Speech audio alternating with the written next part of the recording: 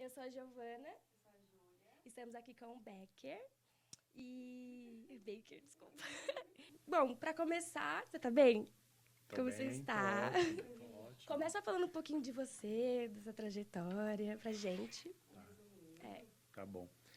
Bom, meninos, eu também sou RP, né, de formação, e aí tenho meu mestrado e doutorado, né, tive uma carreira paralela à minha atual atividade, né, então tive nos bancos da faculdade, lecionei durante 10 anos, mas ao longo de todo esse processo, né, sou formado pela Casper Libero e iniciei minha carreira profissional na Fundação ProSangue, foi o meu primeiro emprego depois de formado, né? Isso lá nos idos de 90 e pouquinho, né? Acho que vocês não eram nem nascidos. Não. E aí caminhei, eu tive vários projetos, né? Fiz uma opção que eu acho que é importante, né? Para quem, toda a oportunidade que eu tenho para os alunos de RP e tal. É um curso muito abrangente, né? Tem uma atuação assim gigante. Eu não consigo imaginar onde o RP pode se inserir aí em diversas atividades, diversos ramos de atividade. Mas eu fiz uma opção de trabalhar numa área social quando eu saí da faculdade. Né? Então, passei pela Fundação ProSangue, aí fui para Brasília, recebi um convite para ir para Brasília. Né? Primeiro, governo FHC, vocês não vão lembrar. Fui trabalhar no Ministério da Educação, trabalhei na Comunidade Solidária com a dona Ruth Cardoso, que era a primeira-dama. Né? Era um projeto de alfabetização de jovens e adultos. Volto para São Paulo, vou trabalhar na Philip Morris, Brasil, todo mundo sonha em trabalhar numa empresa multinacional, né? Sim, claro. E eu fui vender cigarro, né? Se vocês assistirem aquele filme Obrigado por Fumar, vocês vão entender bem o papel das relações públicas numa indústria de tabaco. Sim. E depois voltei e trabalhando numa área corporativa, né? Que era um trabalho de exclusão de mão de obra infantil, era um programa de convivência e harmonia. Eu nunca tive legado muito ao negócio por onde eu passei, então era sempre muito institucional os programas. Né? Então criei uma assessoria, que é a Comunitar, que tem 25 anos, vai fazer 25 anos, e de lá para cá eu tenho trabalhado para esses empreendimentos que causam impacto ambiental, socioambiental. Né? Como você descreveria o papel da comunicação socioambiental em projetos urbanos?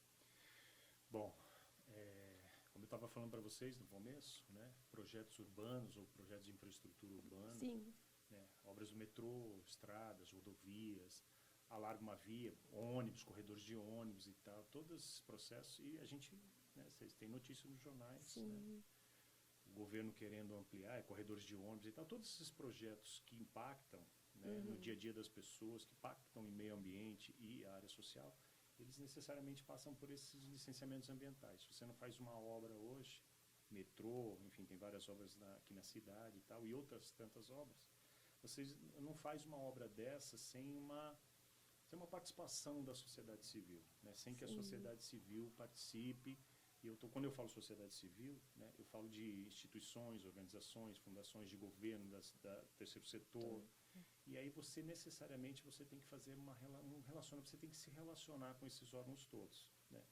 E aí eu acho que o Relações Públicas é talvez o profissional ou a pessoa mais capacitada para identificar quem são esses públicos, né? Para identificar, mapear esses públicos, entender, né, a conversa, como que você vai direcionar uma comunicação, como que você vai lidar com essas situações. Né? Imaginem vocês, né? Tem uma obra do metrô, causa impacto, a gente no nosso dia a dia não percebe, né? A gente passa por algumas obras nem percebe, mas quem está ali vivenciando aquele empreendimento, aquela construção, aquela obra, ele tem essa responsabilidade. E a pressão, seja de imprensa, né? Então, acontece alguma coisa, o jornalista quer falar com quem? Liga, né?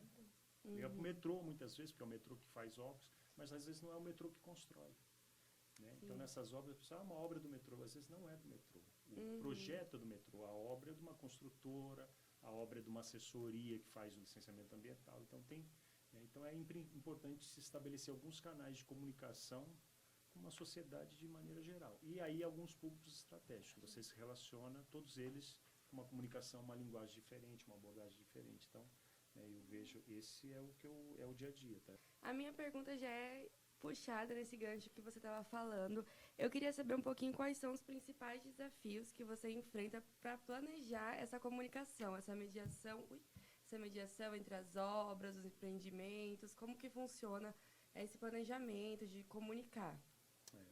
Toda obra, né, quando eu falo que ele passa por um licenciamento, que tem uns instrumentos, né, como o Estudo de Impacto Ambiental, mais conhecido como EIA, e o Relatório de Impacto ao Meio Ambiente, é o RIMA. São instrumentos que a CETESB, como um órgão licenciador no estado de São Paulo, né, a Secretaria de Meio Ambiente e Infraestrutura agora, né, ela tem esses instrumentos. Então, quando alguma empresa me chama, algum projeto, olha bem, que nós temos um projeto aqui, eu tenho que fazer uma comunicação, eu tenho que estabelecer um plano, eu tenho que ter um plano de comunicação para esse empreendimento, esses estudos já me dizem, né, que projeto que é. Né, se for uma linha de metrô, por exemplo, se for um corredor de ônibus, eu já sei onde vai passar, se vai ter algum tipo de desapropriação, se casas, imóveis vão ser desapropriados, quanto tempo vai ser, por onde vai passar e tal. Eu tenho uma série de informações. E aí você precisa sentar, né, e mais ou menos estimar o impacto né, que isso é um questionamento que eu faço muitas vezes. Né, porque os planos de comunicação eles têm que ser diferentes para cada empreendimento. Se você vai, por exemplo, trabalhei na implantação de um reator nuclear, né, em Sorocaba. É diferente de construir uma linha de metrô, que é diferente de um parque eólico, que eu também trabalhei em Pernambuco.